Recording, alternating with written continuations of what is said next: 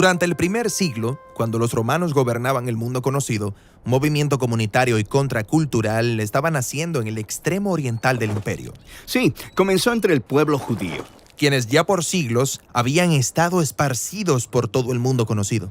Pero sin importar dónde vivían o qué idioma hablaban, ellos preservaban su identidad como la familia de Abraham, devotos del único Dios verdadero. Y todos los años viajaban a Jerusalén para las fiestas sagradas. Y durante una de ellas, la fiesta del Pentecostés, los visitantes se encontraron con un grupo de judíos que de alguna manera podían hablar en el dialecto nativo de cada uno de ellos. Sí, ellos contaban historias acerca de un hombre llamado Jesús que había sido ejecutado por los romanos. Ellos decían que él había resucitado de los muertos y que ahora estaba exaltado como el rey verdadero de Israel y de todo el mundo. Y este Jesús ahora estaba llamando a la gente a adoptar un conjunto de valores que parecían estar al revés y a vivir bajo su gobierno, llamado el reino de Dios. Y miles de judíos decidieron quedarse en Jerusalén y unirse al movimiento. Crecieron en número e influencia y se ganaron el favor de la gente. Pero no el de los líderes del templo de Jerusalén. Ellos creían que todo ello se trataba de una peligrosa secta religiosa y hasta ejecutaron a uno de sus líderes llamado Esteban. Jerusalén ya no es segura, así que la mayoría de los seguidores huyen hacia la región aledaña llamada Judea. Y podrías pensar que este es el final de la historia, pero en realidad, esta tragedia se convirtió en la manera en que el movimiento se esparció fuera de Jerusalén. Y aquí es donde inicia la segunda parte del libro de Hechos. Los seguidores esparcidos terminan en lugares sorprendentes, como Samaria, donde viven sus antiguos enemigos. Sí, y Lucas nos muestra cómo todas estas personas inesperadas comienzan a seguir a Jesús, como un hechicero de Samaria quien ha aprendido que el camino de Jesús no se trata de adquirir poder, sino de entregarlo para servir a otros. También hay una historia de un delegado etíope, quien después de discutir el rollo del profeta Isaías con Felipe, decide unirse al movimiento. Sí, Jesús está expandiendo su movimiento hacia Judea y Samaria, justo como dijo que haría. Lo cual es genial. Pero allá en Jerusalén conocemos a Saulo de Tarso. Él es parte de la élite religiosa que se opone al nuevo movimiento y está buscando y arrestando a los seguidores de Jesús por todos lados. Este es un tipo cruel. Pero piénsalo desde su perspectiva. En el pasado, Israel se ha vuelto hacia otros dioses y falsos profetas, llevándolos al desastre. Él creía que estaba protegiendo a Israel y el honor de Dios al deshacerse de esta gente. Y luego Saulo escucha que el movimiento se ha esparcido al norte de Damasco, así que se dirige hacia allá para encontrar y arrestar a más de sus seguidores. Y en el camino, Saulo tiene un súbito encuentro con el mismísimo Jesús resucitado. Jesús le pregunta a Saulo por qué pelea contra él y luego lo envía a representarlo frente a Israel y las naciones. Saulo está atónito y se queda sin palabras. Así que termina en Damasco, pero ahora está anunciando las buenas nuevas acerca del Jesús a quien recientemente estaba atacando. Nadie lo vio venir, ¿eh?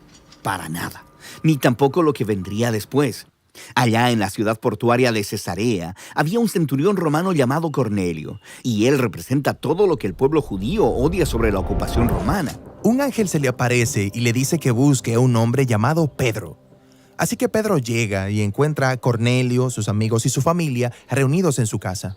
Sí, y esto es un escándalo. Las personas judías no entran a las casas de las personas no judías para evitar la impureza ritual. ¿Qué va a hacer Pedro? Bueno, justo antes de esto, Pedro tuvo una visión. Dios puso delante de él un grupo de animales que su pueblo tenía prohibido comer, y luego Dios le dijo a Pedro, cómelos. Y esto es desconcertante para Pedro.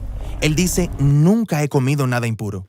Y Dios responde, no llames impuro lo que yo he limpiado. Y eso es todo. La visión terminó. Así que Pedro va a iniciar una nueva dieta. No, él es un israelita y ha honrado estas leyes alimenticias tradicionales durante toda su vida. La visión lo estaba preparando para este momento, en el que se pararía enfrente de los impuros no israelitas, y él se da cuenta de que Dios está declarando que estas personas son parte de la familia de Abraham. Así que Pedro decide quedarse y decirles acerca de Jesús.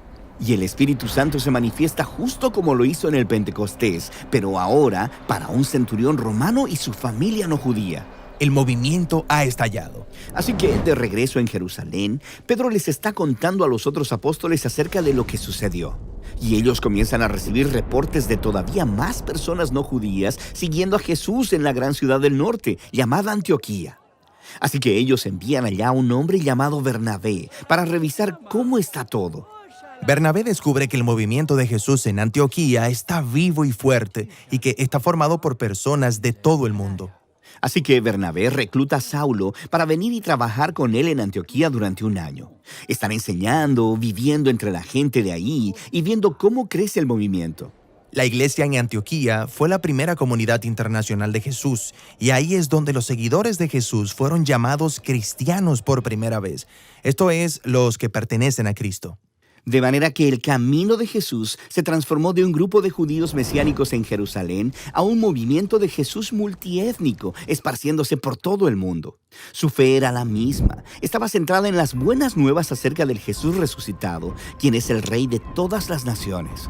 Pero ese mensaje y su nueva manera de vivir era confusa, incluso amenazadora para los ciudadanos romanos comunes que vivían a su alrededor. Y el conflicto resultante es lo que exploraremos más adelante conforme este movimiento se hace global, o como Jesús dijo, hasta los confines de la tierra.